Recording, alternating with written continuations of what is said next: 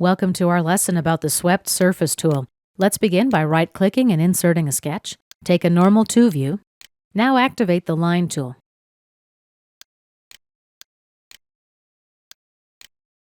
Tangent arc. Another line.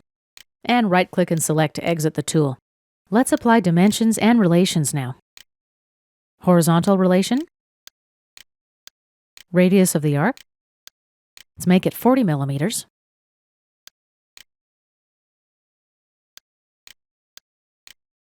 Let's make this dimension 20 millimeters. I'm going to skip dimensioning these 2 lines because we just need them to go past this edge here. So let's exit our sketch and take an isometric view now. Now let's go to Insert, Curve, Projected. Let's use the Sketch on Face as projection type. Select this face. Let's reverse the projection. Click OK. Now let's insert a plane. Reference geometry, plane.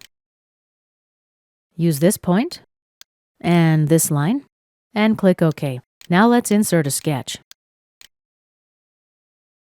Let's use the Circle tool. Drop a circle about here. Let's dimension it now. 20 millimeter diameter. OK. Right-click, select. Next, let's select the center of this circle and this curve. And we'll add a pierce relation. OK, and let's exit the sketch. Swept Surface tool. The profile is pre-selected. Let's select our path. Here's our preview. And let's click OK. Now activate the Trim Surface tool. Mutual trim type. Surfaces to trim. Selections to keep. And let's click OK. Lastly, let's add a fillet. Select this edge and this edge. The fillet radius. Let's enter 5 millimeters and click OK. And here is our part.